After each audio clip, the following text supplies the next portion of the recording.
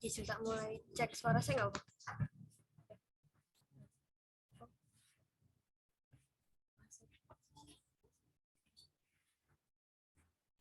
Baik. Selamat pagi teman-teman. Suara saya sudah masuk ya? Oke, karena waktunya sudah menunjukkan jam 9 lebih, jadi langsung saya mulai saja ya.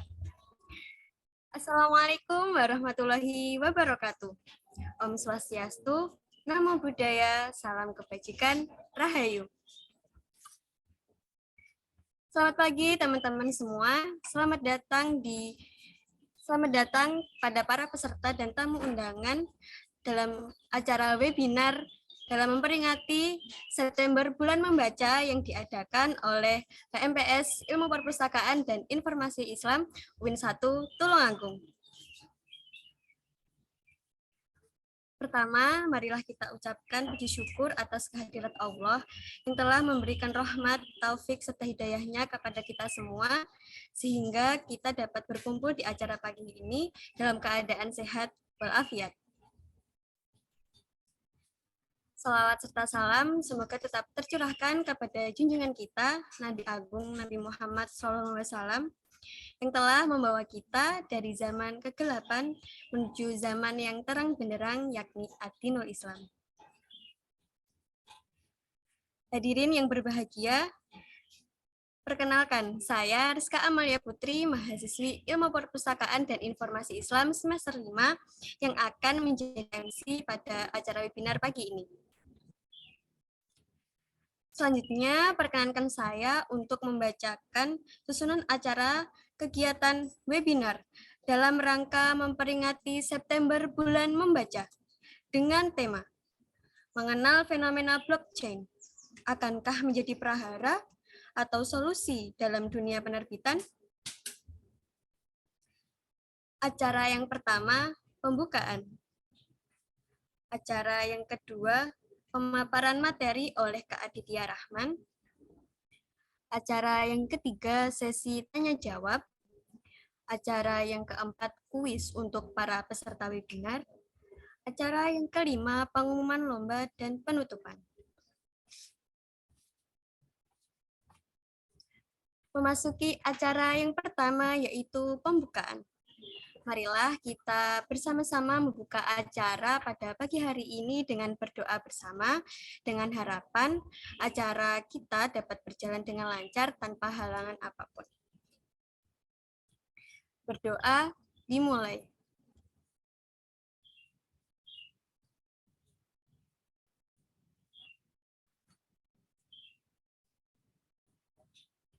Berdoa selesai.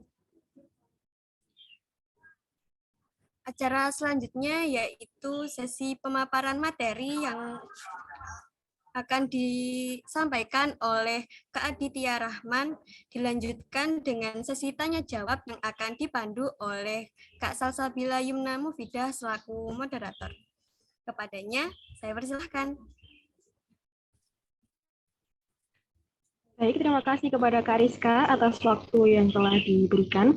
Terima kasih juga kepada teman-teman yang telah bergabung dalam webinar kali ini, dan terima kasih juga kepada Kak Aditya Rahman yang bersedia menjadi pemateri dalam webinar kali ini dalam rangka memperingati September Bulan Membaca dengan tema mengenal fenomena blockchain. Akankah menjadi prahara atau solusi dalam dunia penerbitan? Sebelumnya perkenalkan terlebih dahulu, nama saya Salsabila Yumna, mahasiswi Ilmu Perpustakaan dan Informasi Islam semester 5 selaku moderator yang akan memandu materi pada pagi hari ini, mohon maaf. Baik, sebelum penyampaian materi pada pagi hari ini, saya akan membacakan CV singkat dari Kak Aditya Rahman sebagai berikut. Nama Aditya Rahman SE, pendidikan terakhir yaitu Sarjana Agroteknologi UIN Sunan Gunung Jati Bandung, jabatan Founder Inovasi Publishing, kuotas Kita Ada Karena Berpikir. Karya, beliau telah menulis 3 buku dengan judul Rekayasa Gen Cinta, Jodoh Idaman, Pendamping Wisuda, dan Pengembangan Aplikasi Inovasi Tech. Baik, sebelumnya saya akan mengecek dulu nih, apakah Kak Aditya Rahman sudah bergabung pada pagi hari ini?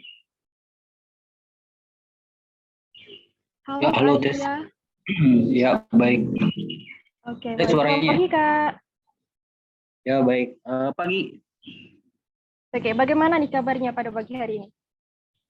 Alhamdulillah, alhamdulillah. Oke, Gimana sebelumnya teman-teman saya di sana? mengucapkan, Teman-teman di sana gimana? Sehat? Alhamdulillah sehat juga Kak, terima kasih. Saya sebelumnya mau mengucapkan terima kasih kepada Kak Aditya Rahman yang telah bersedia untuk mengisi materi pada acara kita nih Kak. Terima Ya, kasih. Oke, sudah siap mengisi materi ya Kak ya? boleh, boleh. Ayo, ayo. Siap, siap, siap. Oke, monggo. Selanjutnya saya persilahkan kepada Kak Aditya Rahman untuk menyampaikan materi pagi hari ini. Waktu dan tempat dipersilahkan. Baik. Bismillahirrahmanirrahim. Assalamualaikum warahmatullahi wabarakatuh. Izin ya, teman-teman semua dari mahasiswa ilmu perpustakaan. Perkenalkan kembali, saya Aditya Rahman. Ya, seperti yang tadi sudah dijelaskan, saya lulusan dari UIN juga. Oke, tadinya saya mau pakai alma mater UIN, cuma udah kekecilan, jadi pakai jas aja. Oke, jadi saya juga salah satu founder dari Inovasi Publishing ya awalnya. Juga sekarang mencoba untuk mengembangkan ke dunia digital. Itu ada nama aplikasinya Inovasi Pad. Teman-teman bisa nanti cek juga di Google Play Store karena sudah tersedia ya. Dan juga mungkin sudah beberapa orang yang tadi melihat tutorialnya di YouTube. Jadi sekelas informasi aja itu adalah tampilan dari terupdate. Jadi kita memang selalu melakukan pembaruan. Itu adalah tampilan terupdate dari aplikasi kita. Dan saat ini masih di peninjauan, masih dalam approving dari pihak Google. Jadi kalau misalkan tampilannya masih belum sama, ditunggu aja nanti akan berubah. Oke, nah di sini, nah sebelum ke materi juga, memang awalnya saya mengajukan kolaborasi. Jadi nanti di akhir teman-teman semua, saya mengajak ke panitia untuk juga kita agendakan aja nulis bareng. Jadi nanti teman-teman semua ya. Nanti kalau saya di awal supaya tidak lupa dan semangatnya bisa terus tersimpan gitu ya dengan mendengarkan materi. Jadi nanti kita di akhir kerjasama dengan pihak teman-teman panitia akan mengadakan nulis bareng ya. Jadi nulis bareng dari materi ini. Oke, dari materi ini. Jadi ya diharapkan seminar ini bukan hanya video aja yang tersimpan, tapi ada karya. Dan karya itu karya teman-teman. Jadi nanti kita ada agenda nulis bareng, teman-teman sendiri yang jadi pesertanya. Teman-teman sendiri ini ada sekitar 121 orang. Jadi nanti teman-teman bisa nulis, mau itu, ini kan saya nyampein materi ya. Nanti teman-teman bisa jabarkan, imajinasikan mau itu genre fiksi atau non fiksi itu terserah, seenaknya aja, semampunya aja. Nanti di akhir itu nanti dikumpulkan ya minimal 5 halaman atau 3 halaman lah ya, dikumpulkan. Nanti prosedurnya sudah dijelaskan di tutorial itu. Kalaupun ada pertanyaan silahkan bisa diajukan ke saya langsung atau ke teman-teman panitia. Nanti teman panitia bisa bertanya ke saya. Jadi kayak gitu ya. Dan ada 3, nanti saya akan bagikan 3 buku gratis ke keberuntung ya. Yang beruntung nanti bisa dilihat dari, nanti saya akan mengadakan kuis juga di aplikasi itu. Jadi siapa yang benar dengan nilai minimal ya, itu yang benar, itu bisa jadi poinnya juga dari kualitas isi konten tulisan itu sendiri. Jadi nanti akan dapat 3 buku gratis bagi teman-teman yang beruntung. Oke, kita langsung aja ya masuk ke inti materi karena banyak banget, nggak banyak banget sih. Karena ini menurut saya lumayan materinya agak berat ya. Ketika saya ditawari jadi pemateri ini, wah, saya kesan pertama waktu ditawari materi ini adalah pertanyaannya tuh ini berat banget. Terus kedua menurut saya ya masih agak kurang relevan blockchain di Indonesia, khususnya di dunia penerbitan. Sekali lagi, disclaimer, saya adalah praktisi, artinya maksud itu ya saya pelaku bisnis, bukan dosen yang lihai dengan materi. Jadi saya akan menjelaskan dalam tanda kutip sesuai dengan apa yang memang pengalaman saya selama berkecimpung di dunia bisnis penerbitan, dan coba kita kalkulasikan dan kita sinkronkan dengan teknologi blockchain ini ya. Nah, teman-teman semua, ini adalah saya sengaja, ini jelas ya, terlihat ya. Ini adalah salah satu fitur 3D Book di aplikasi kita Inovasi Pad. Ya, saya sekalian pengenalan ya. Sudah dijelaskan jadi tutorial. Jadi ini 3D Book-nya. Kalau misalnya teman-teman geser, ini juga bisa bergeser. Ini ada fitur tandai juga ada daftar isi. Ini karena saya nggak input daftar isinya. Oke, jadi ini adalah 3D Book-nya. Sengaja saya nggak pakai PPT ya, sekalian buat memperkenalkan konsep 3D Book di Inovasi Pad ini. Oke, jadi saya sudah buat beberapa materinya ya. Jauh lah dari kesempurnaan ya, karena memang waktu saya menyempatkan diri untuk membuat materi ini juga. Oke, jadi ini adalah mengenal fenomena blockchain, akankah menjadi prahara atau solusi dalam dunia penerbitan. Prahara juga ini kayaknya yang buatnya suka nulis novel nih ya. Pemilihan katanya luar biasa lah, dramatis. Nah, teman-teman di sini juga sekali lagi kalau misalnya pengen lihat tutorialnya itu bisa di YouTube ya, atau di sini ini bisa. Memang teknologi 3D Book ini saya kedepannya ingin juga mengapa ya, karena gini teman-teman, ini juga saya sekalian ya, kita cabur aja antara materi dengan ini juga karena future saya bangun ini karena untuk masa depan juga ya. Ini juga saya ingin, karena memang pertama minat baca ya, tahu lah minat baca di Indonesia itu dalam tanda kutip miris ya. Dan saya berpikir kenapa gitu, pertanyaan itu yang jadi masalah. Why, kenapa bisa bisa miris atau bisa kecil seperti itu ya? Karena kurangnya akses lah dan sebagainya lah. Juga karena sekarang banyak sekali aplikasi video dan sebagainya. Jadi ternyata jadi 3D Book ini juga bisa diisi dengan konten-konten video. Jadi seperti inilah. Jadi teman-teman nanti ya, karena ini adalah awal, maksudnya saya juga ini ada pengenalan pertama kepada orang banyak tentang aplikasi ini. Jadi teman-teman orang pertama yang tahu fitur-fitur tersembunyi dari 3D Book ini. Jadi bisa disusupi konten video ya. Seperti inilah contohnya. Oke, kita next. Nah, ini saya ingin jabarkan juga awal kenapa seminar ini bisa dilakukan. Saya coba memahaminya, yaitu pertama mungkin teman-teman panitia itu berpikir masalah dunia perbukuan itu adalah tentang hak cipta.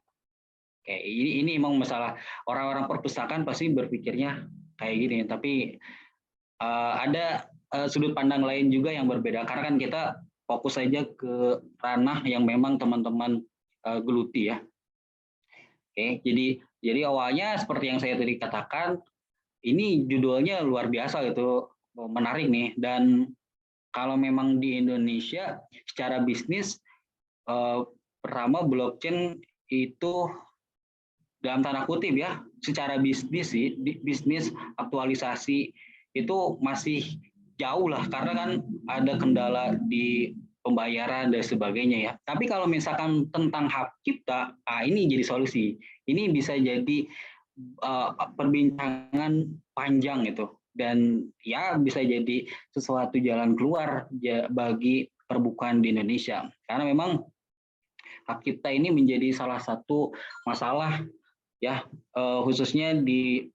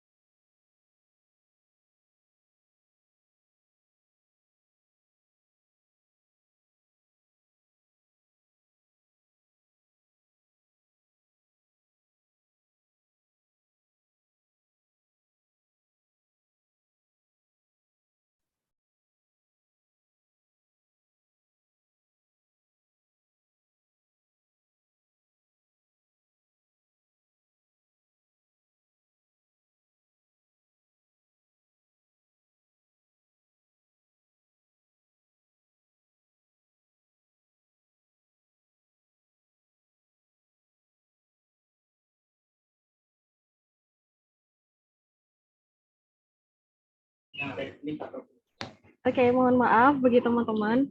Kita ditunggu dulu karena mungkin Kak Aditya Rahman. Oke, Kak Aditya Rahman sudah masuk lagi? Ya, tadi Oke, ini baik. wifi-nya mati tadi.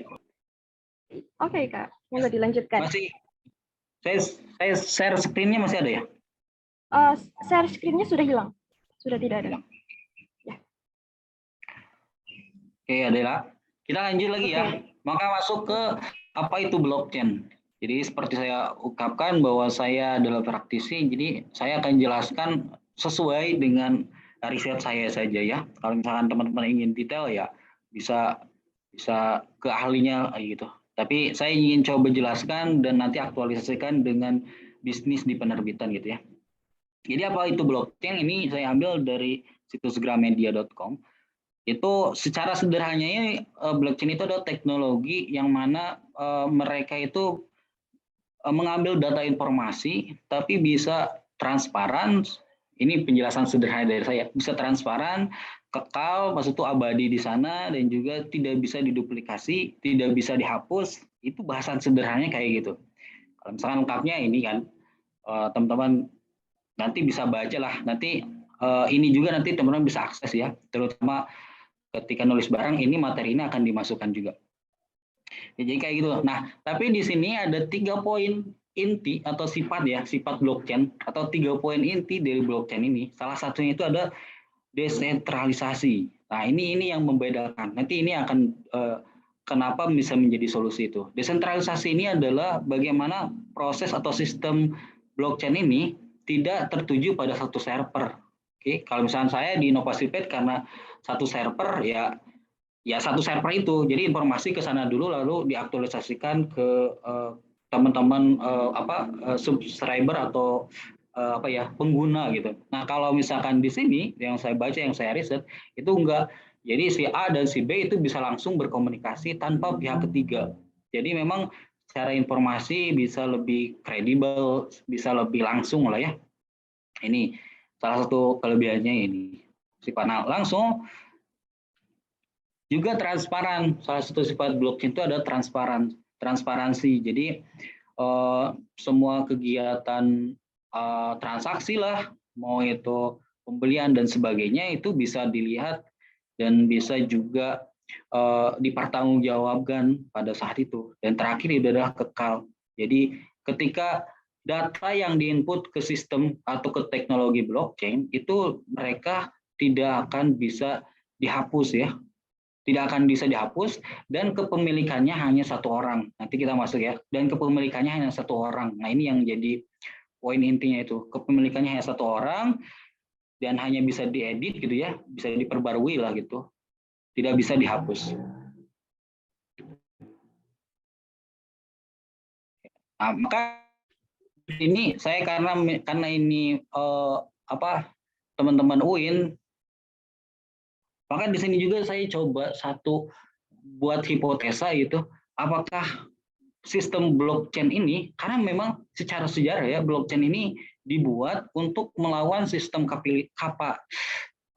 kapitalisme di dunia, yaitu sistem yang memang diurus oleh satu orang, tidak transparan dan juga bisa dimanipulasi. Nah, diciptakanlah blockchain untuk melawan itu. Maka saya timbul satu hipotesa, apakah blockchain merupakan aktualisasi dari sistem Islam, karena kita UIN ya, ini bisa jadi pembahasan saya UIN juga, UIN teman-teman UIN. Apakah memang karena di Islam kita ketahui kan, di Islam itu harus memperdepankan keadilan, transparansi.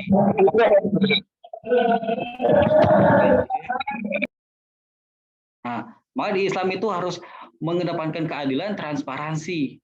Nah, makanya saya berpikir, apakah mungkin penjemaan dari blockchain ini, dibuatnya blockchain ini adalah implementasi nilai-nilai keislaman. Nah, mungkin teman-teman mahasiswa nih, kalau mau jadi judul skripsi itu boleh tuh diteliti.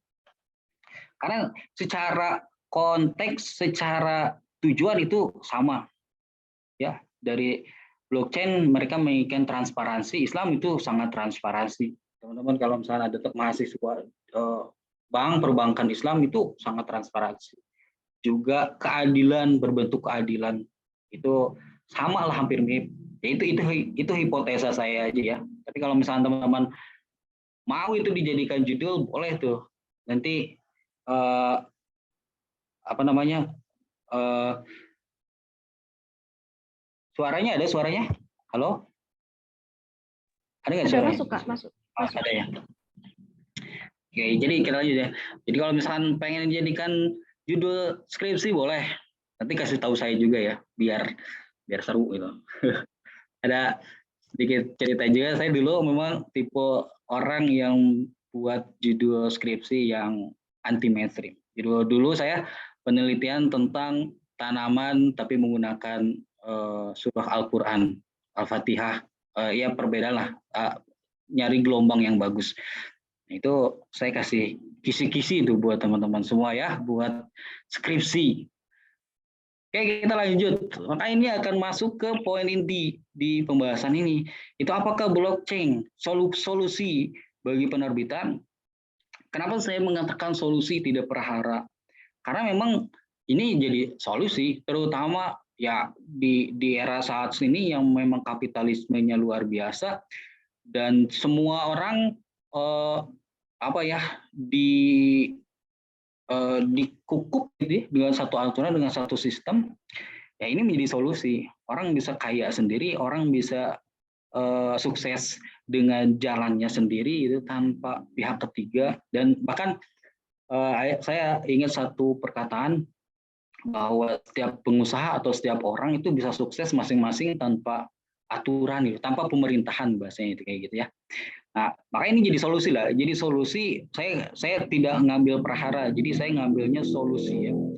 Maka ini akan menjadi solusi bagi penerbitan di Indonesia ya. Dan ini juga akan berbanding satu arah atau berbanding satu jalan dengan efek yang akan dengan dampak yang akan diciptakan oleh blockchain ini. Tapi pertanyaannya khusus di Indonesia, karena di Indonesia sendiri riset saya ya, kalau misalkan saya salah bisa koreksi. Riset saya masih minim perusahaan yang menggunakan blockchain di dunia bisnis penerbitan ya. Kalau di luar negeri itu ada adalah beberapa perusahaan, beberapa platform yang menggunakan blockchain khususnya NFT ya. Jadi token pembelian melalui token dan bisa dijual belikan dengan token itu sendiri. Nah, kenapa di Indonesia belum ada? Nah, ini menjadi pertanyaannya itu. Kan ini sekali lagi karena ini ditujukannya untuk penerbitan, oke, kita masuk ke penerbitan. Artinya kan di dunia penerbitan ini ada beberapa aspek yang perlu kita pertimbangkan ya. Bukan hanya aspek tadi hak cipta, bukan hanya aspek tadi copyright, tapi banyak aspek dalam dunia bisnis penerbitan itu sendiri. Saya setuju kalau misalkan secara pandangan ilmu perpustakaan, ya itu akan jadi solusi banget. Saya setuju. Tapi kalau misalkan dalam penerbitan, itu masih dipertanyakan. Karena pertama gini, di Indonesia ini adalah minat bacanya masih sangat rendah. Ini kata Gita Wirjawan di salah satu YouTube-nya, minat baca Indonesia itu rendah. Dan orang Indonesia itu lebih suka buku fisik daripada buku e-book. Nah, walaupun ada ya yang suka e-book, nah itu tapi gratisan. Ini fenomena ya, teman-teman bisa riset aja sendiri di lapangan ya. Nah, bermula dari masalah ini, menurut saya solusi ini tidak akan berjalan secara atau gampang di Indonesia. Di bisnis ya, di bisnis, bukan di secara tadi ilmu perpustakaan atau cara hak ciptanya, tapi di bisnisnya. Karena pertama kayak gini, alurnya. Nah, apakah bisa penerbit bermain di ranah rumit? Mengingat pasarnya saja sedang bermasalah. Pasar Indonesia, pasar perbukuan di Indonesia itu sedang bermasalah. Artinya tadi Gita Wirjawan mengatakan minat baca orang Indonesia itu rendah. Bahkan UNESCO kalau nggak salah ya, dia mengkategorikan Indonesia termasuk negara 10 besar dengan minat baca yang terendah. Luar biasa kan? Indonesia padahal negara luar biasa, negara luas, 200 juta orang, tapi minat bacanya sangat rendah. Makanya ini yang jadi masalahnya itu. Karena dalam dunia bisnis, karena ini penerbitan ya, dan saya sekali lagi saya praktisi, pebisnis, pengusaha gitu, akan memandang atau mengkalkulasikan segala strategi itu kepada 3 poin ini, produk, konsumen, dengan profit. Oke, jadi ketika saya membuat satu produk, apakah konsumen suka, apakah konsumen ingin beli, dan artinya kalau misalkan suka, konsumen beli akan mendapatkan profit. Nah, pertanyaannya si konsumen di sini yang menjadi masalahnya itu, si konsumen di sini dia masih minat bacanya kurang, dan karena ini e-book ya, blockchain pasti berhubungan dengan e-book kan gitu ya. Kan gitu ya, berhubungan dengan NFT dan sebagainya. Karena dan di Indonesia kulturnya masih lebih suka buku fisik daripada buku e-book. Ini juga jadi masalah ya. Makanya pandangan saya kenapa penerbitan di Indonesia masih belum masuk ke ranah NFT. Ini yang menjadi masalah. Sekaligus ranah Gramedia pun ya masih belum masuk ke ranah NFT. Ya karena ini karena pasarnya yang memang masih belum masuk atau masih belum, pemikirannya belum ke sana itu di Indonesia itu. Hanya sekedar membaca pun masih kurang gitu. Itu yang fisik ya. Kalaupun ada orang yang masuk ke ranah yang suka baca, mereka lebih suka baca konten yang fisik, baca buku yang fisik. Oke, kayak gitu. Jadi solusinya memang itu akan menjadi solusi di masa depan setelah melewati pembaruan atau ya pendidikan pada teman-teman di luar sana agar minat bacanya lebih bagus. Di samping lagi sekarang bukan musuh ya, maksud tuh banyak sekali orang lebih menghabiskan waktu di media sosial lah, menghabiskan waktu di aplikasi video lah dan sebagainya lah, kayak gitu kan. Itulah maksud tuh itu yang menjadi poin penting sebelum ke blockchain itu sendiri. Makanya pas awal saya baca judul materi ini ada satu tangga yang dilewati gitu ya. Ada satu tangga yang dilewati. Karena teman-teman gini loh, coba buka aja satu pemikirannya. Teman-teman buat satu produk, oke, kita pakai blockchain, kita NFT, hanya satu kepemilikan, si A berkarya dan dia punya hak cipta oleh itu sendiri. Tapi pertanyaannya apakah ada yang beli? Kan kayak gitu kan. Ini kan dunia bisnis. Kalau misalkan masuk ke saya penerbitan, saya perusahaan penerbitan, apakah ada yang beli? Oke, kalau misalkan Terelie yang buat itu mungkin banyak yang beli. Tapi kan apakah stuck di sana, stuck di penulis-penulis yang terkenal? Kan kayak gitu ya. Terlebih sekarang fenomena juga penerbit mayor, mereka kadang mengesampingkan penulis-penulis amatir. Karena ya tadi mikirnya profit kan gitu. Konsumen minat baca kurang, otomatis dalam tanda kutip mereka akan menyasar ya udah main buku-buku yang sudah terkenal aja gitu kan. Kayak itu. Maka si pebisnis pasti berpikir bagaimana cara agar mendapatkan profit yang lebih banyak, artinya ya menggait penulis-penulis yang sudah terkenal, yang sudah punya nama. Nah inilah yang menjadi tolak ukur editor, juga tolak ukur direktur-direktur perusahaan penerbitan dalam menggait penulis-penulis. Adapun penulis amatir, ya dengan seleksinya luar biasa tebal gitu ya.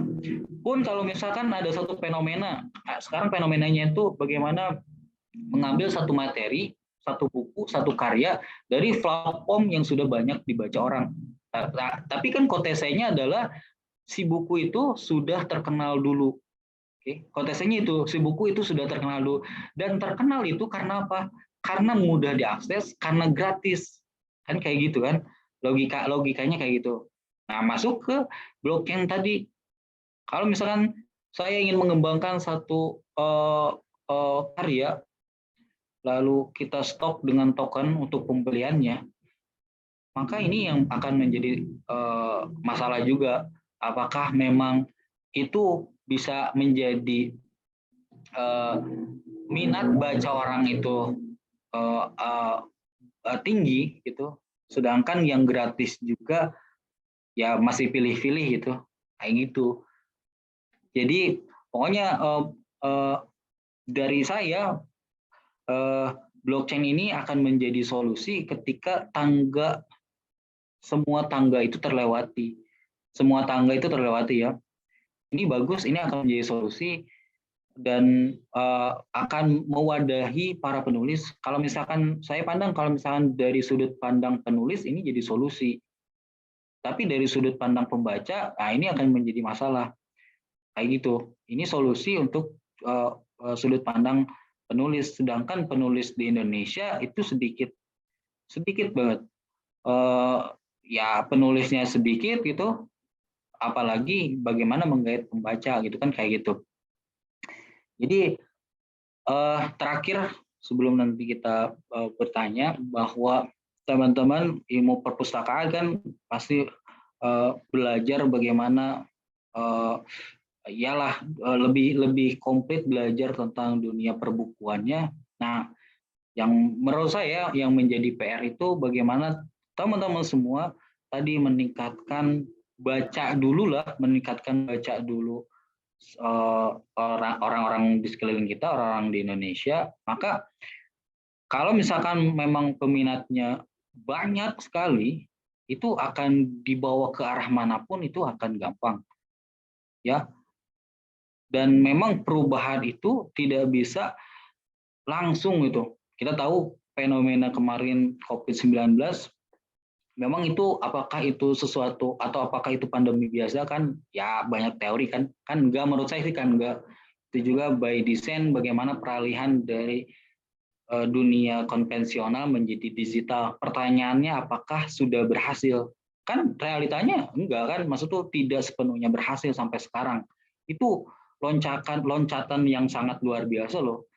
Dengan jutaan dolar yang dikeluarkan masih butuh proses juga. Apalagi kan ini perbukuan yang memang minatnya dalam tanda kutip menjadi masalah gitu, sehingga ya kita maksimalkan, kita perbaiki dulu dari segi konsumennya itu sendiri. Nah, kalau misalkan konsumen itu sendiri sudah oke, itu akan dibawa kemanapun akan mudah. Ya, lihat aja fenomena sekarang. Banyak orang yang mereka lebih menunggu bajakan daripada aslinya. Kan kayak gitu. Saat ini, kalau misalkan memang kita buat satu token yang mana hanya diakses oleh satu orang dan harus beli juga, itu akan sangat lebih menghambat lagi orang untuk membaca. Maka akan jadi masalah kalau misalkan itu dilakukan pada saat ini. Itu akan menjadi solusi kalau misalkan dilakukan semua tangganya sudah terpenuhi. Itu kan fenomena sekarang itu, ya coba aja lebih banyak orang yang menunggu film, drama, atau series di Telegram daripada di aplikasinya itu sendiri kan kayak gitu. Padahal murah kayak gitu kan berlangganannya itu. Itu fenomena sekarang. Jadi fenomena itu tidak bisa kita tutup mata, tidak bisa kita hilangkan. Kita boleh berbicara tentang satu teknologi yang luar biasa, kita boleh berbicara atau berdiskusi tentang pemikiran yang luar biasa, tapi ya pemikiran dan teknologi itu tidak akan terrealisasi tanpa tangga-tangganya itu harus terpenuhi. Oke, kayak gitu ya. Saya coba tutup dengan satu buku yang ada di Inovasi Pet, yaitu bagaimana pemikiran-pemikiran luar biasa itu ternyata berawal dari hal-hal yang bodoh. Dulu orang mengira bahwa atau pencipta game Angry Birds itu sangat, sorry ya bahasnya, ditolol-tololkan gitu, dihina itu, dianggap ya itu adalah pemikiran bodoh. Mana mungkin akan ada orang yang bermain kepala Angry Bird ditembakkan, tapi seiring berjalan waktu berapa dolar yang dihasilkan oleh pencipta itu. Kita juga Facebook itu diciptakan dengan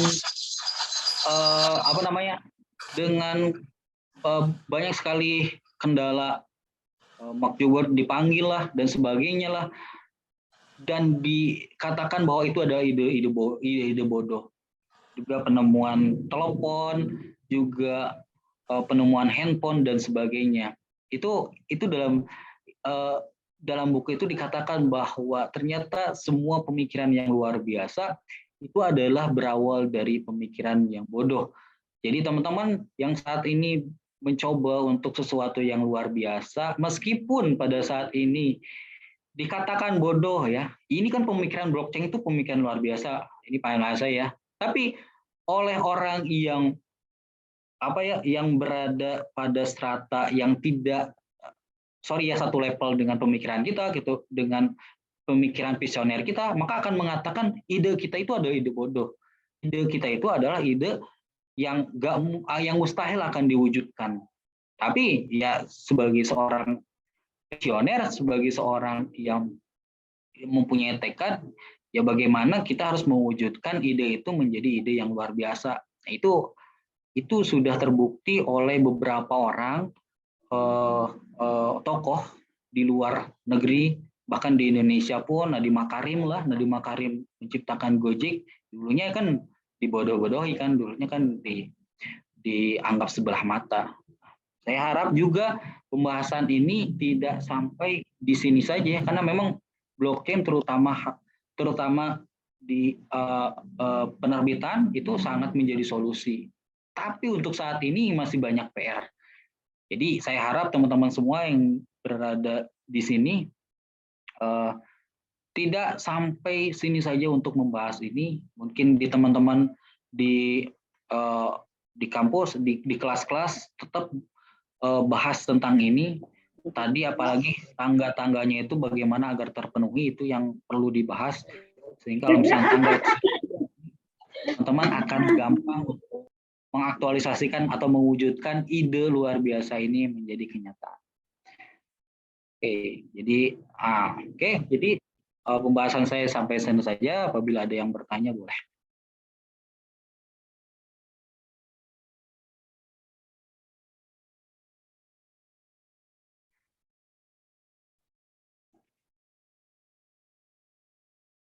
Ya silakan kalau nanti sama. Ya.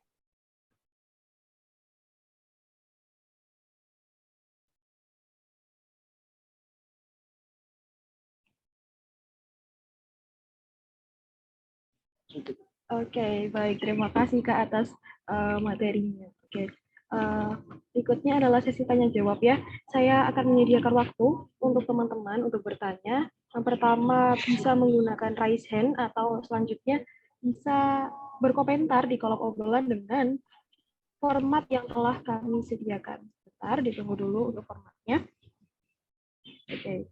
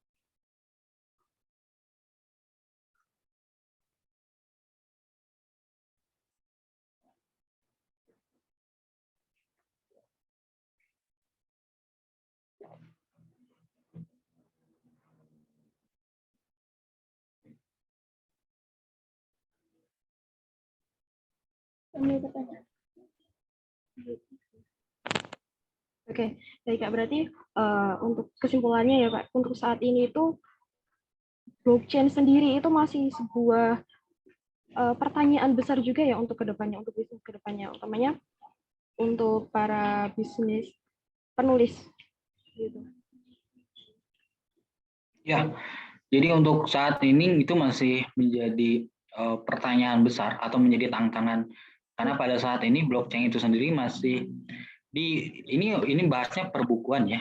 Kalau misalkan di games itu udah menjadi solusi, di transaksi juga udah menjadi solusi. Tapi secara aktualisasi di suatu negara itu juga menjadi masalah. Karena kan kita tahu bahwa blockchain ini akses akses ke dunia atau ke mata uang kita itu sendiri kan lumayan ribet untuk menukarkannya gitu kan. Apabila itu akan lebih enak lagi kalau misalkan memang si blockchain ini akan menjadi mata tukar yang sangat mudah gitu. Artinya kan kalau kripto atau token-token dari aplikasi ada kan metaverse itu bisa langsung ditukarkan dengan mudah dengan mata uang setempat itu kan kalau misalkan memang sampai seperti itu. Tapi kan itu bertolak belakang. Adanya blockchain itu untuk melawan sistem kapitalisme. Sedangkan di negara kita ya sistemnya kan kayak gitu. Jadi secara teori atau secara praktek itu juga menjadi masalah gitu. Karena tadi sejarah diadakannya blockchain itu untuk melawan kapitalisme. Kan orang Jepang ya meskipun pada saat ini kan masih tanda tanya ini siapa pencipta blockchain Bitcoin blockchain ini itu masih tanda tanya lah. Kalau misalkan teman-teman riset ada yang mengatakan A, B, C itu oke lah. Tapi kan dengan kemisteriusan itu sendirilah yang membuat blockchain ini menjadi buah bibir, menjadi solusi, menjadi oposisi dari sistem keuangan dunia saat ini, dari sistem sistem-sistem lain saat ini. Karena memang ya kalau misalnya di riset memang sangat menjadi solusi khususnya bagi dunia perbankan yang seperti saya tadi omongkan bahwa sekarang banyak sekali orang-orang Islam ya aktivis Islam yang mengatakan Islam itu menjadi solusi dari segi ekonomi dan sebagainya. Maka saya berpandangan dari segi teknis sistem dan sebagainya bahwa blockchain ini sangat mirip loh dengan konsep Islam yang mana tadi transparan, keadilan dan sebagainya. Adapun mungkin ada seluk-beluk lain yaitu kan bisa jadi pembahasan secara ilmiah kan kayak gitu. Nah gitu sendiri kalau misalnya pada saat ini di Indonesia itu sendiri blockchain udah digunakan tapi dalam dunia game dan sebagainya. Adapun di luar negeri itu sudah ada bookchain kan namanya itu bookchain. Jadi orang-orang membeli buku menggunakan mata uang digital. Tapi di Indonesia sendiri ini hasil riset saya sampai saat ini saya belum menemukan gitu teman-teman perusahaan digital atau perusahaan penerbitan masuk ke ranah itu. Karena memang tadi masalahnya di konsumennya itu sendiri kayak gitu.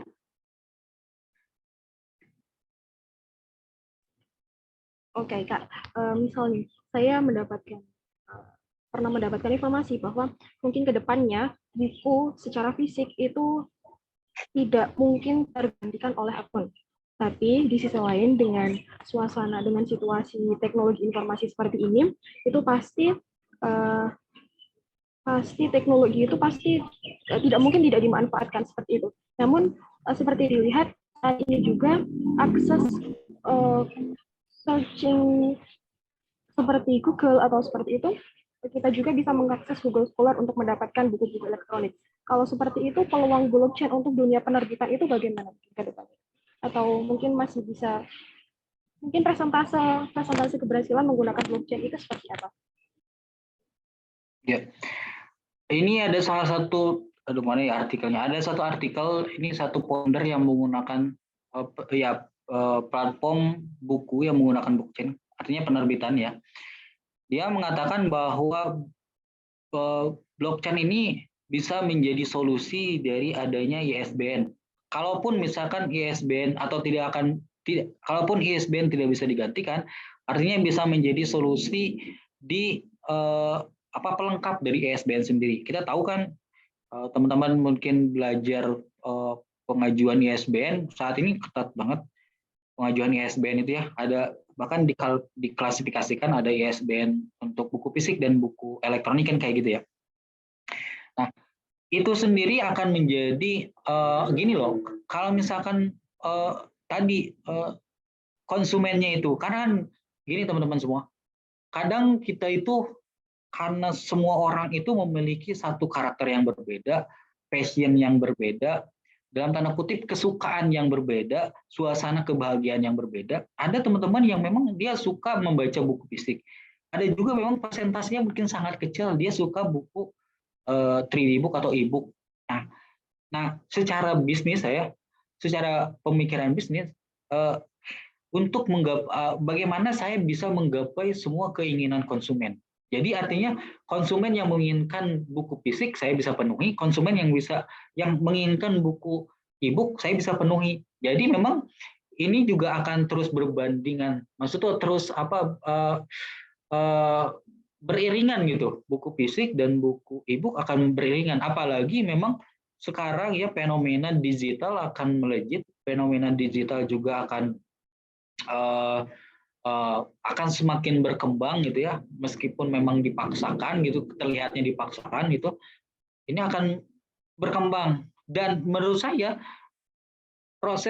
karena kayak gini, proses pembentukan karakter itu memang juga dalam tanda kutip dipengaruhi sangat besar oleh lingkungan juga kan. Ketika memang lingkungan kita mengharuskan untuk memakai digital, saya tidak tahu ya 10 tahun ke depan mungkin orang akan lebih digital daripada fisik. Karena pembentukan karakter, pembentukan kultur, ya meskipun memang akan terlena dalam bentuk yang bisa dikatakan meskipun buku fisik itu memang tidak akan hilang gitu kesukaannya minatnya. Tapi digital ini akan terus berkembang gitu. Ya akan terus berkembang. Dan tadi juga kulturnya, minatnya juga akan terus berubah. Teman-teman juga coba ya saya kasih satu buka pemikiran. Siapa di sini yang mungkin 5 tahun yang lalu mengatakan TikTok itu goblok gitu, atau TikTok itu aplikasi yang alay, siapa? Ada kan? Mungkin 90% mengatakan seperti itu. Tapi saat ini ya 1000% orang menggunakan itu. Ini ada kultur yang dibangun, teman-teman. Kita mungkin mengatakan 3D book atau e-book ya masih kurang, tapi kita nggak tahu 5 tahun ke depan ketika banyak orang yang memang menaruh pemikirannya di sana, ya akan lebih suka di sana mungkin.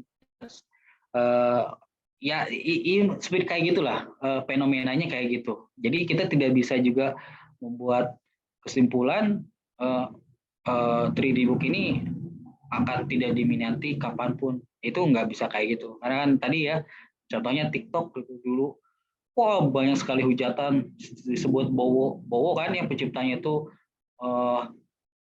ya itulah alay lah dan sebagainya. Tapi kan sekarang semua orang menggunakan TikTok dengan algoritmanya yang unik kan kayak gitu. Oke, baik Kak. Terima kasih penjelasannya. Oke, ini ada teman-teman juga yang bertanya. Saya akan bacakan. Yang pertama adalah dari Muhammad Iqbal Falevi dari Universitas Jambi. Apa yang dimaksud dengan pemanfaatan teknologi blockchain dalam penerbitan buku adalah penggunaan aset digital seperti NFT untuk menerbitkan buku digital. Sebentar. Oke. Lalu bagaimana dengan fatwa haram MUI akan cryptocurrency, yaitu adanya unsur spekulatif dan probabilitas serta tak ada bentuk fisik serta nilai yang pasti. Terima kasih. Ya. Oke. Ini lebih ke ini ya. Baik, terima kasih kepada Iqbal ya dari Jambi. Ya, kemarin fatwa haramnya dari cryptocurrency ya. Jadi teman-teman semua kan bahwa blockchain ini kan sistem ya.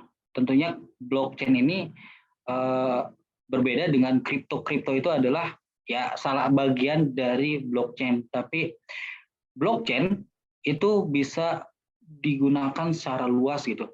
Nah, adapun dalam tanda kutip fatwa MUI ini yang saya pelajari, yang saya tahu juga ya. Karena ada tadi probabilitasnya yang tidak bisa diprediksi dan sebagainya. Nah, kalau misalkan memang ada teman-teman di sini, misal ya kita buat pemisalan, teman-teman di sini membuat satu file form Dan di sana menggunakan NFT atau menggunakan blockchain.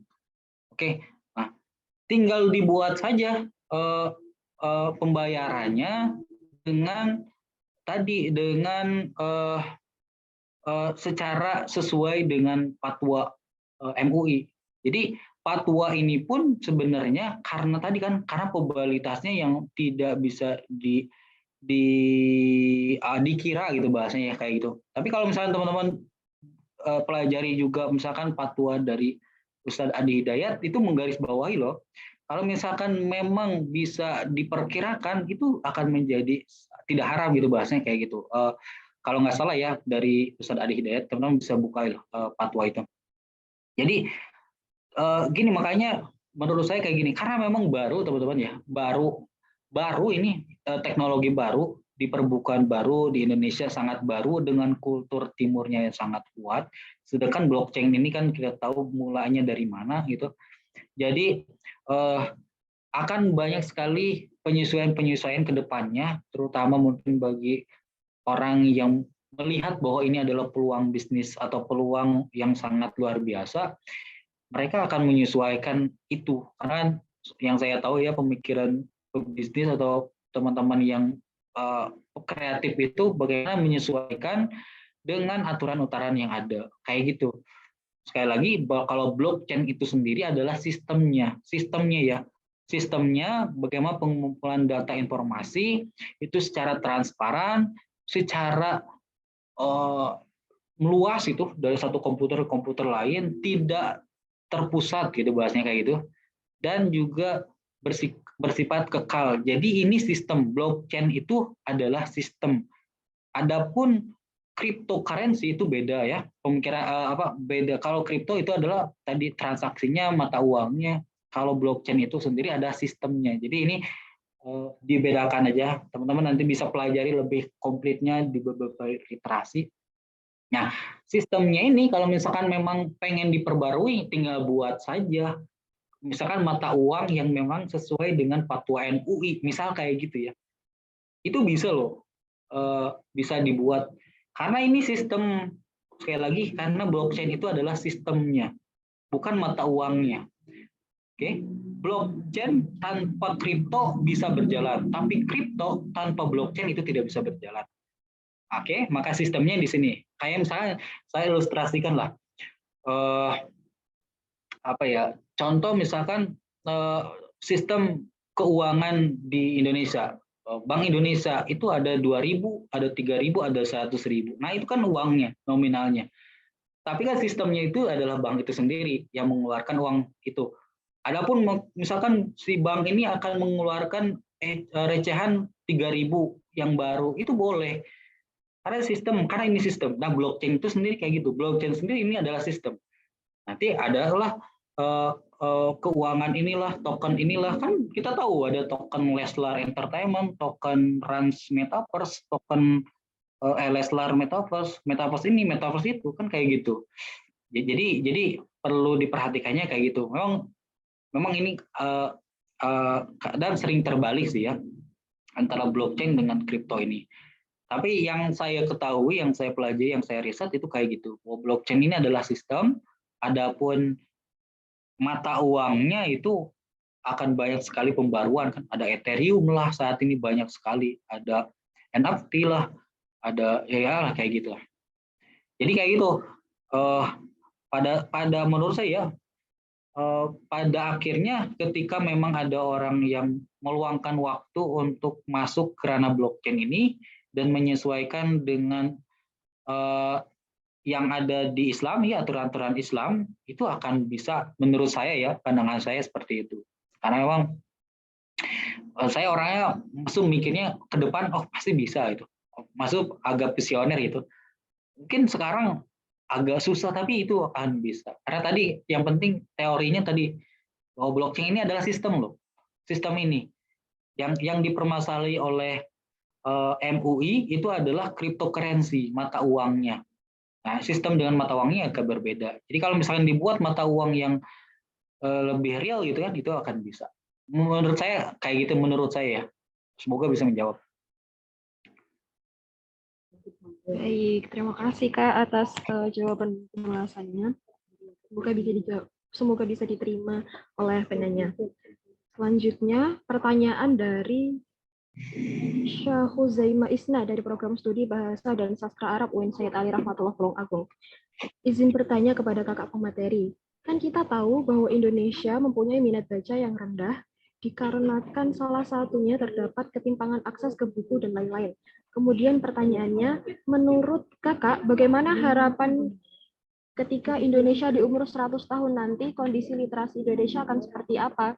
Kan juga sekarang teknologi memungkinkan untuk belajar di mana saja dan kapan saja, tetapi di sisi lain teknologi terkadang membuat kita terlena.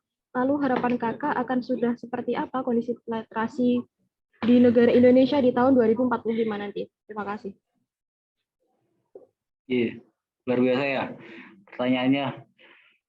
Oke teman-teman semua, bahwa karena ini minat literasi ya. Oke. Bagaimana di tahun 2045 itu ada tergantung bagaimana Anda menyikapinya sekarang. Kan teorinya kayak gitu kan.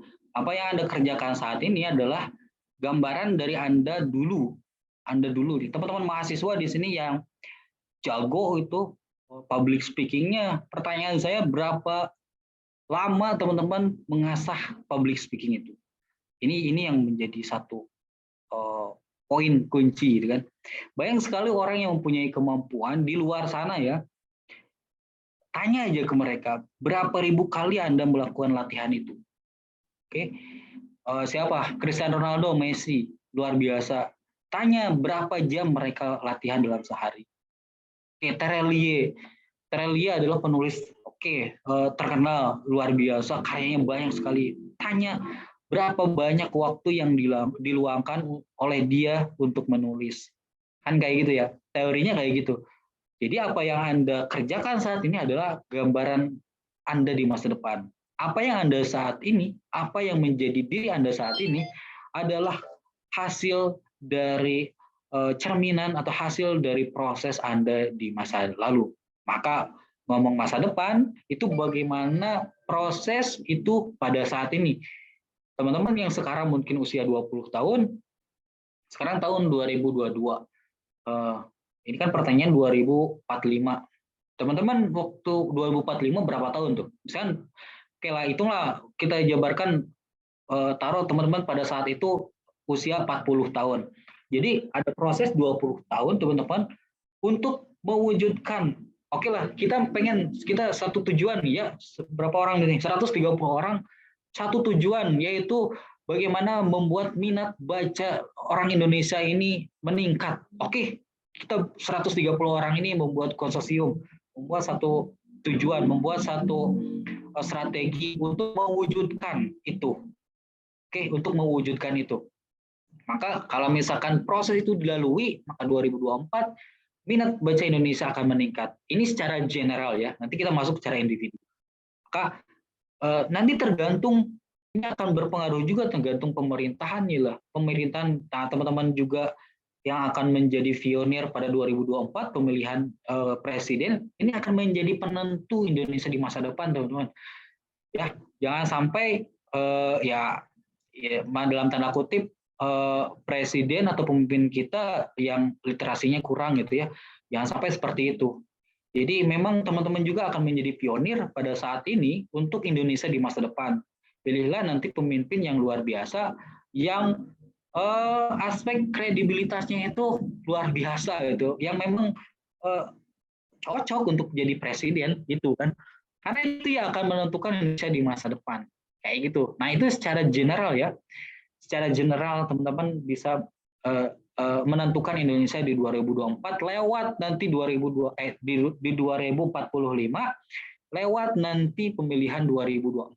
Saya tegaskan ya, itu teman-teman ikut andil. Dan saya tegaskan lagi, karena saya suruh juga kalau bahas politik ya, bahwa nanti musuh teman-teman di 2024 bukan rekan sebaya teman-teman yang berbeda politik, tapi musuh teman-teman adalah para mafia yang mempunyai kepentingan. Jadi kan makanya kalau punya pilihan bisa memilih mana yang baik yang benar, maka ajaklah untuk melakukan itu. Nah, itu secara general. Masuk secara individu. Secara individu, saya di 2045 kayak gimana ya? Ya tergantung teman-teman juga. Teman-teman akan menjadi sukses pada masa depan ya karena proses yang teman-teman lalui pada saat ini. Teman-teman yang suka baca sekarang, tahun depan mungkin akan lebih mudah dalam membaca. Saya ingat dulu awal membaca, jujur kalau nggak salah bacaan pertama saya, novel pertama saya itu Tenggelam eh, eh yang aduh lupa lagi, Tenggelam Bulan di Langit Eropa nggak salah. Itulah yang penulisnya itu anaknya Amin Rais, Hanum Saswabila. Itu novel pertama yang saya baca.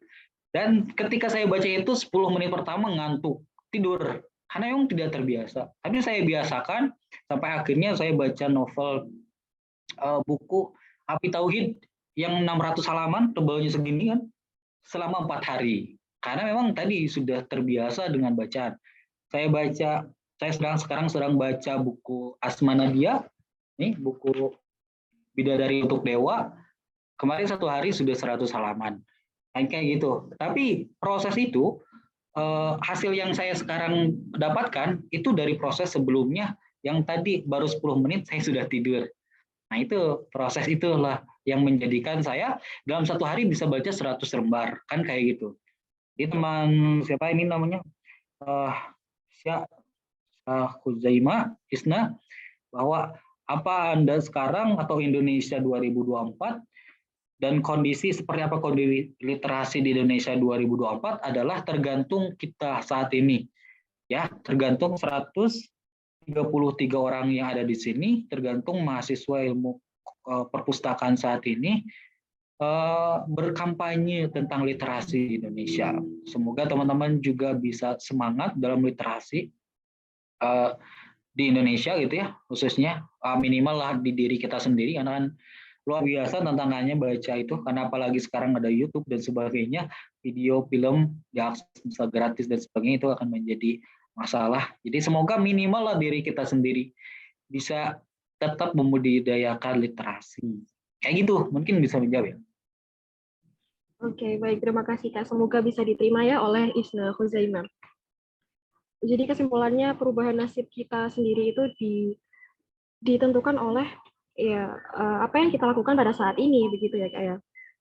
Oke, selanjutnya pertanyaan dari Siva Aulia dari Wensayat Ali Rahmatullah Agung. Kak izin bertanya, apa yang dibutuhkan perpustakaan ataupun instansi untuk menggunakan blockchain? Apakah sumber daya, mohon maaf, adakah sumber daya yang harus dipersiapkan? Ya.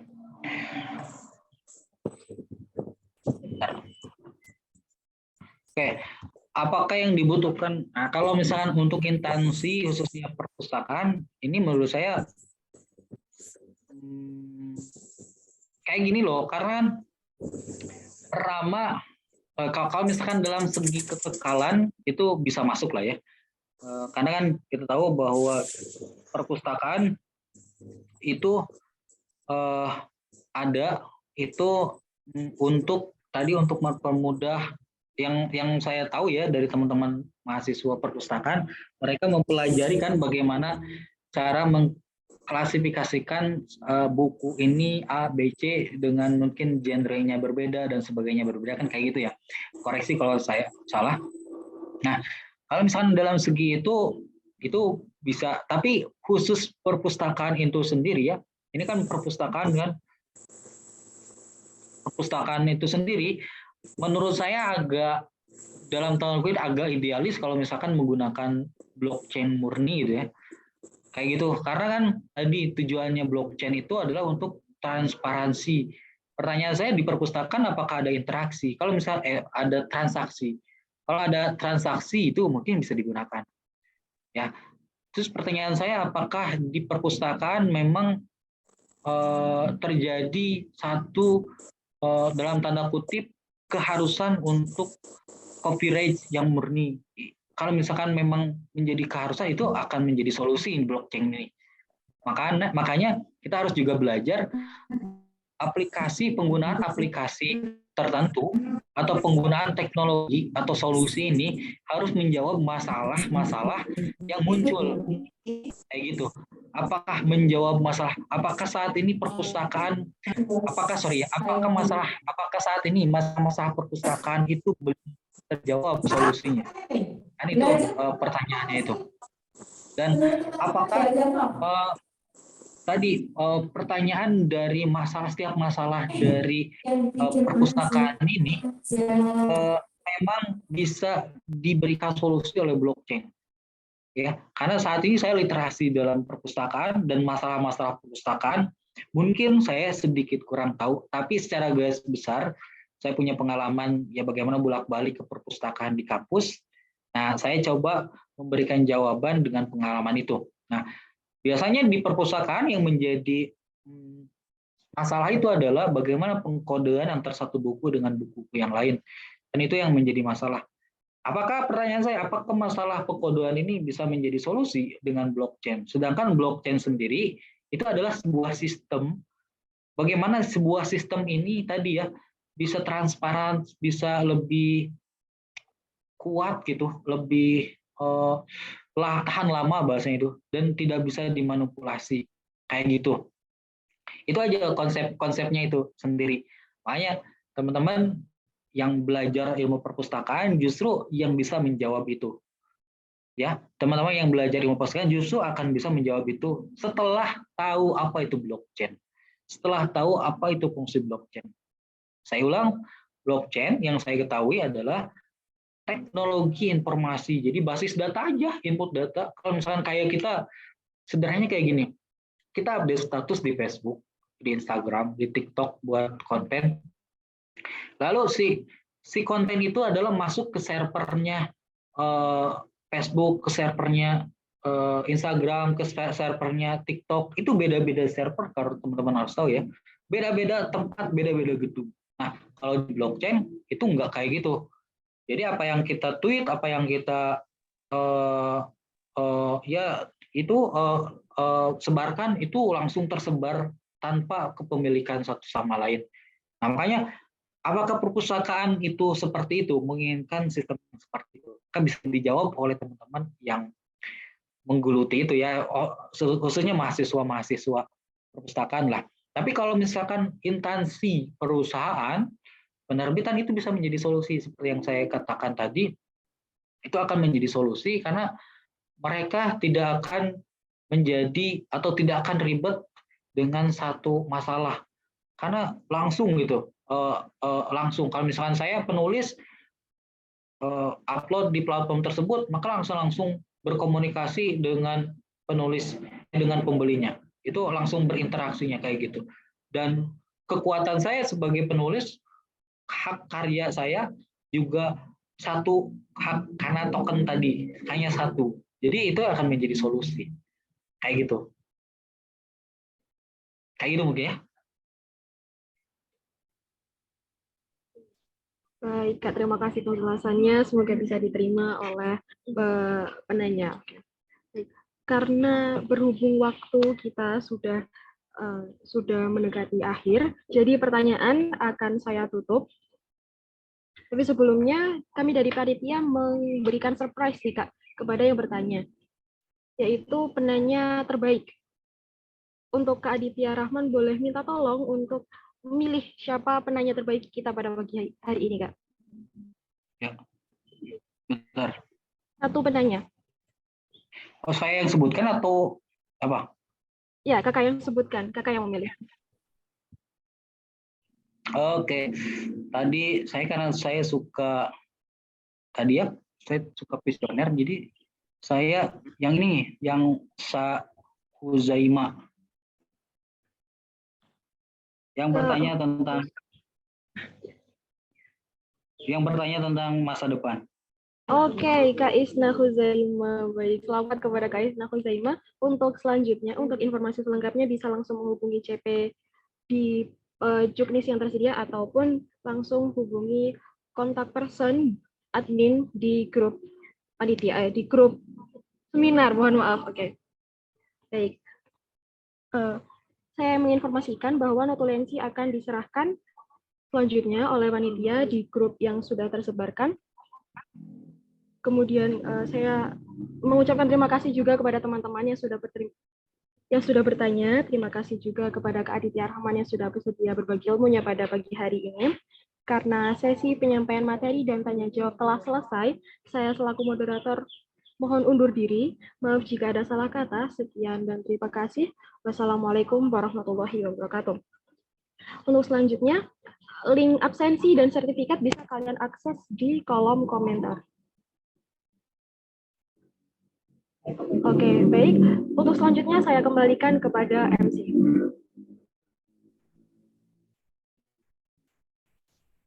Baik, terima kasih untuk Kak Salsabila dan juga Kak Aditya Rahman yang sudah mengisi acara webinar kali ini. Nah, untuk teman-teman boleh nih kasih reaction untuk Kak Aditya dan juga Kak Salsabila yang sudah mengisi acara webinar kali ini. Pakai reaction applause yuk. Yeay.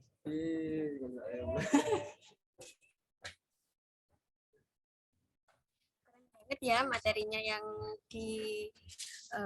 disampaikan oleh Kak Aditya, apalagi ini materi yang cukup jarang.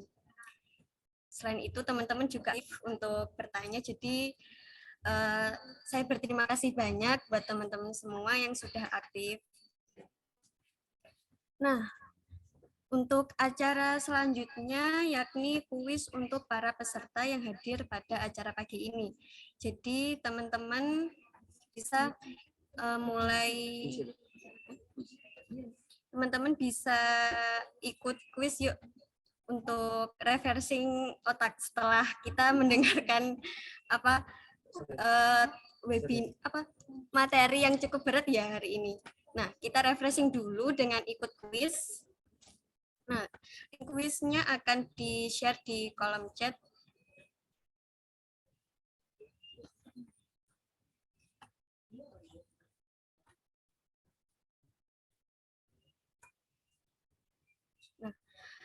Nah, untuk link kuisnya sudah di-share ya teman-teman di kolom chat. Jadi teman-teman sudah bisa mulai untuk mengakses link kuisnya. Nah, kalian sudah bisa mulai bergabung ya. Nah, saya izin live ya, izin live ya.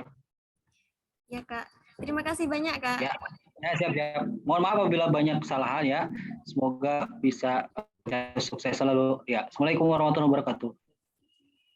Terima kasih banyak.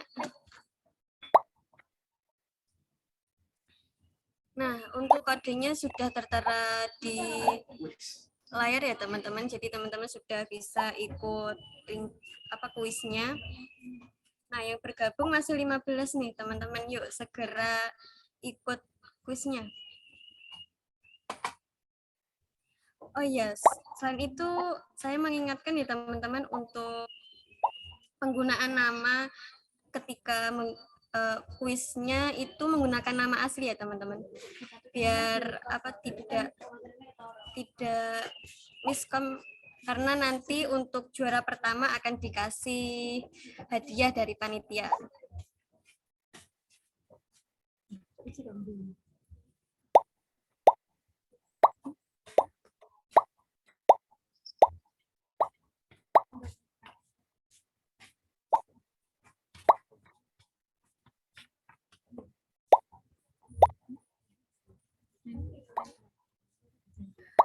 Yang join masih 36 nih teman-teman. Yuk segera.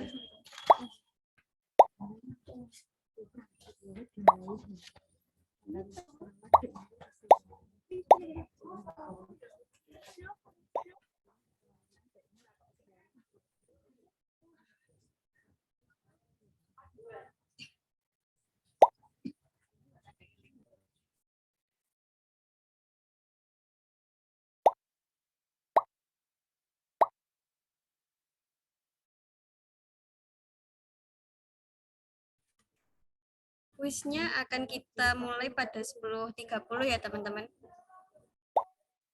Linknya sudah ada di kolom chat ya teman-teman. Jadi teman-teman tinggal klik dan untuk kodenya sudah tertera di layar. Jadi 1 menit lagi kita akan mulai. Ayo teman-teman, engine masih 53 nih.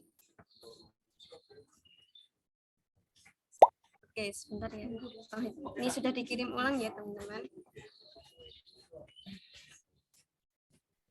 Ya teman-teman, 1 menit lagi akan kita mulai.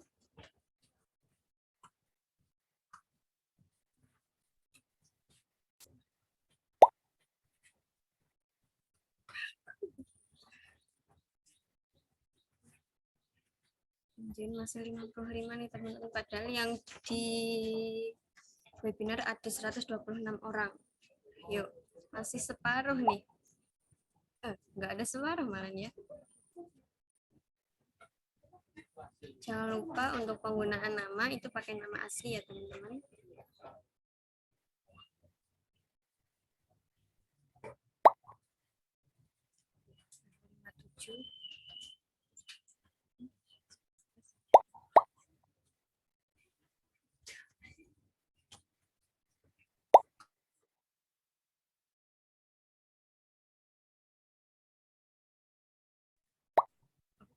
Karena waktu sudah menunjukkan 10.30, kita mulai ya teman-teman. Untuk teman-teman yang belum join tetap bisa ya, jadi kita mulai dulu. Oke, kita mulai ya teman-teman kuisnya. 3, 2, 1. Oke.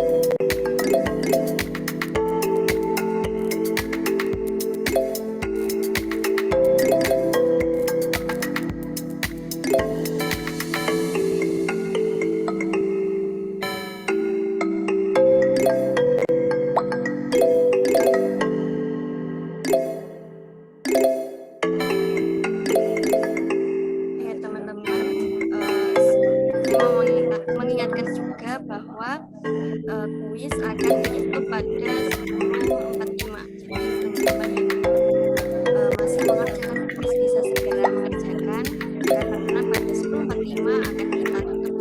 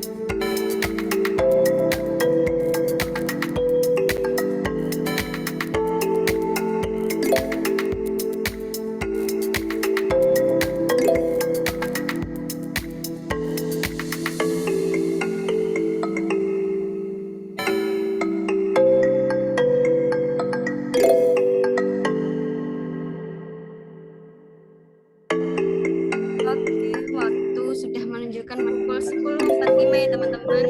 Jadi kita tutup sesi kuisnya dan selamat untuk Kak Irsya Abdu yang telah menjadi pemenang sesi kuis kali ini. Jadi saya berikan waktu ya untuk di screenshot terlebih dahulu. Dan untuk pemenang kuis silahkan untuk mengisi nama, asal instansi dan nomor WA seperti yang tertera di kolom chat. Nanti dikirimkan di CP ya. Sekali lagi saya ucapkan kepada Kak Irsya Abdu, selamat.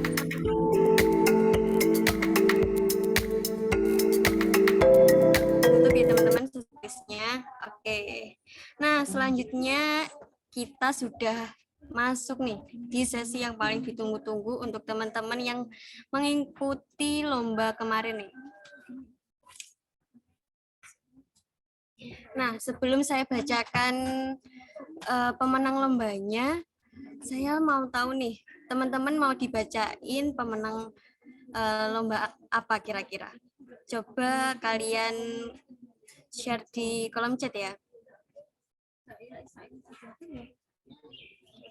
Kira-kira mau dibacain lomba apa dulu nih?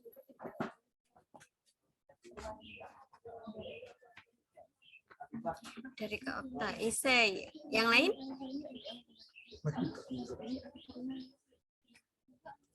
Oh ya, biar semangat yuk kita on cam ya teman-teman.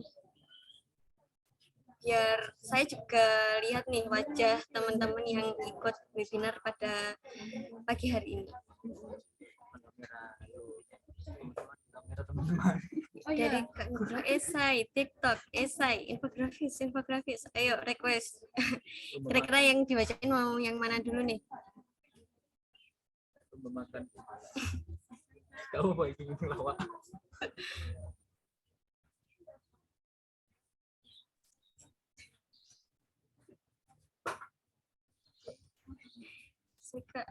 Oh ya, ayo teman-teman untuk on cam biar kita tahu nih siapa yang apa jadi pemenang lombanya. Dan itu saya pengen lihat wajah teman-teman nih yang sudah mengikuti webinar dari awal hingga akhir.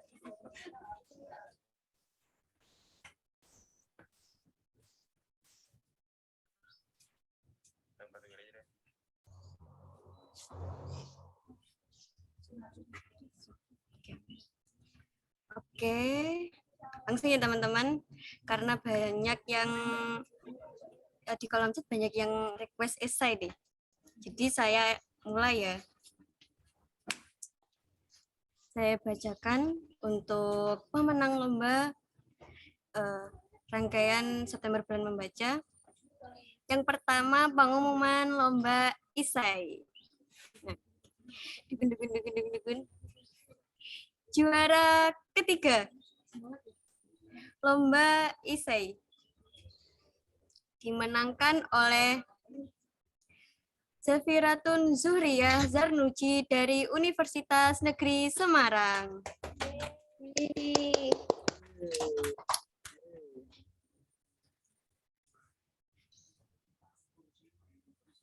Juara kedua lomba esai dimenangkan oleh Muhammad Ilham El Hakim dan Amalia Nur Aini dari Politeknik Negeri Malang.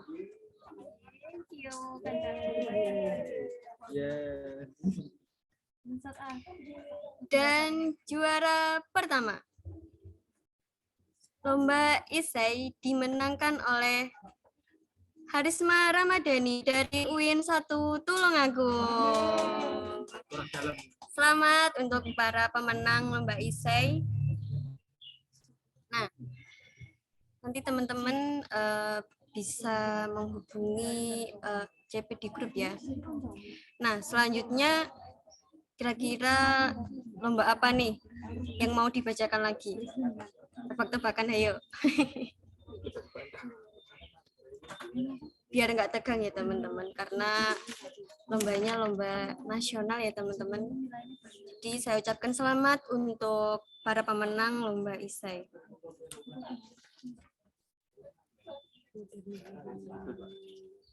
Nah, Kak. Selanjutnya yang kedua tadi banyak yang request infografis ya. Oke.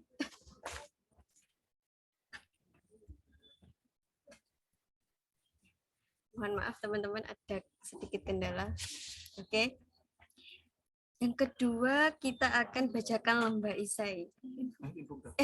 Mohon maaf infografis teman-teman. Oke. Dikit. Pemenang lomba infografis juara 3 dimenangkan oleh Raudina Hibatisani dari Universitas Erlangga.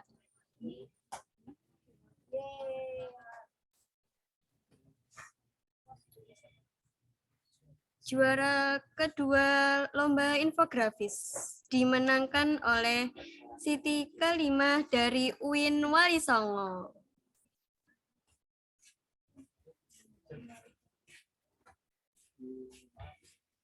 Dan juara pertama, lomba infografis dimenangkan oleh Fani Agustina BR Pangaribuan dari Universitas Erlangga.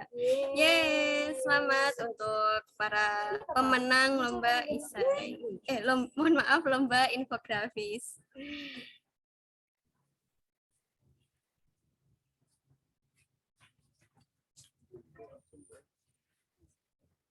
Tanpa basa-basi lagi, mari kita bacakan lomba ketiga ya teman-teman, yakni lomba TikTok. Dukun. Juara kedua lomba TikTok dimenangkan oleh Laila Nurfitria dari Universitas Negeri Malang.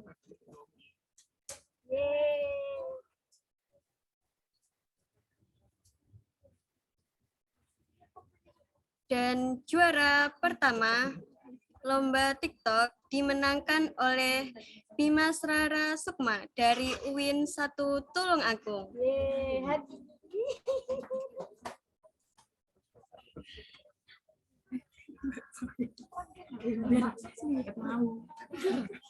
Oh ya teman-teman, ini ada juara tambahan yakni juara favorit TikTok yang dimenangkan oleh Gulam Annabalah Bani Syafi'i dari Politeknik Statistika STIS. Yeay, selamat untuk teman-teman yang sudah memenangkan lomba. Yuk kita kasih reaction yuk. Reaction tepuk tangan buat apresiasi teman-teman yang sudah menang sama teman-teman yang sudah mengikuti lomba di rangkaian September Bulan Membaca ini.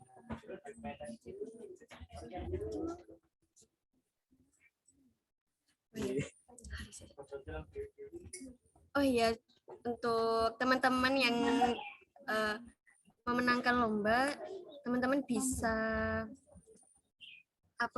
mengirimkan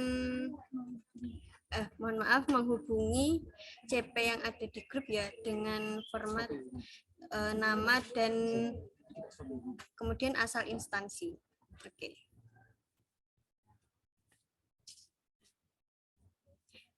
Terasa ya teman-teman, kita sudah berada di penghujung acara pada pagi hari ini. Nah, untuk mengakhiri sesi ini kita mau foto bareng yuk. Nah, untuk teman-teman saya persilahkan untuk on cam ya.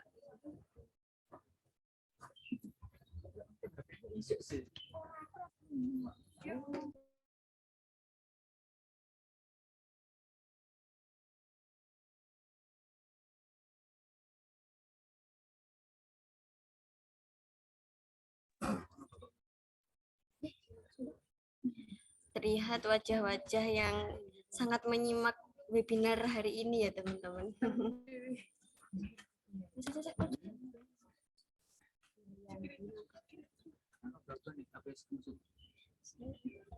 Ya, teman-teman, saya tunggu ya. Teman-teman yang belum on cam silahkan on cam. Kita akan foto bareng.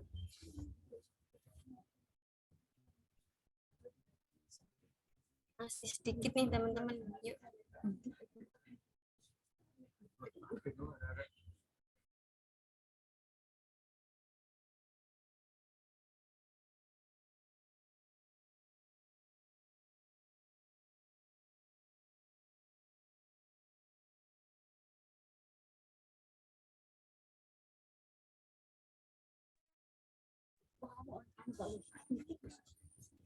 Yuk teman-teman, saya tunggu ya. Kita akan foto bareng. Mungkin teman-teman yang belum masih pakai kerudung ya, kalau yang cewek. Saya tunggu ya teman-teman, ini masih sedikit nih yang sudah on cam.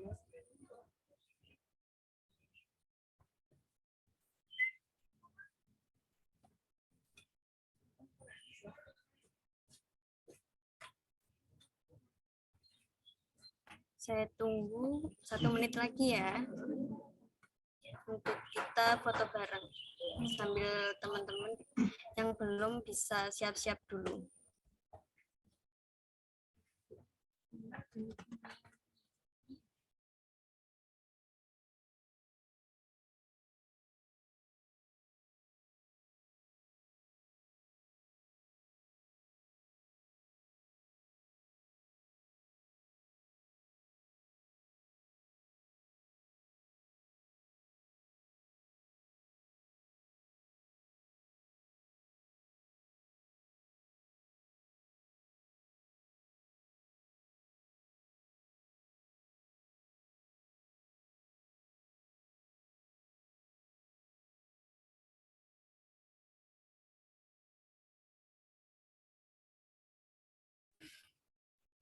Mohon maaf teman-teman.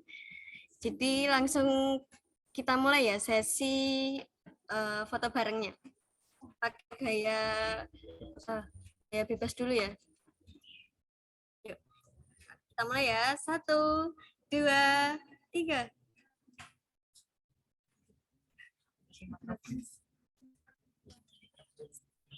Baik, untuk slide kedua.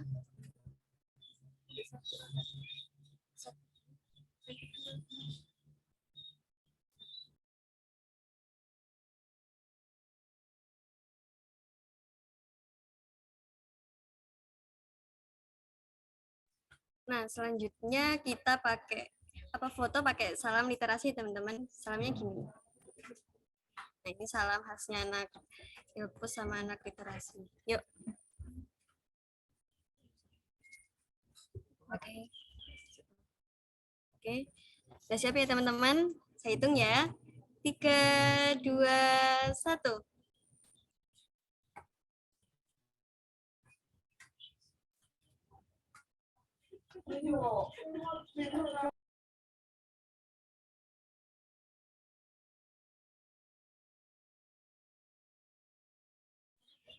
Oke, terima kasih ya teman-teman yang sudah mengikuti acara webinar dari awal hingga akhir.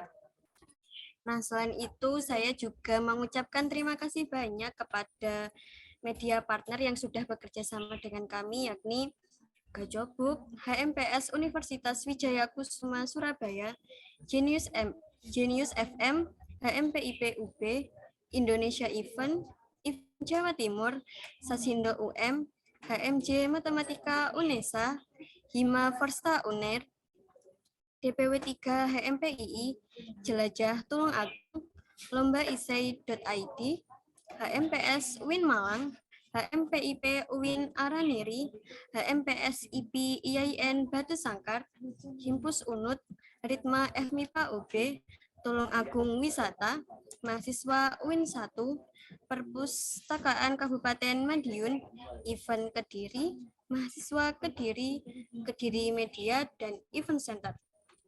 Selain itu, saya juga mengucapkan terima kasih banyak kepada sponsor kami, yakni ada Agewan, Roti Cola, dan juga Rabian Kopi.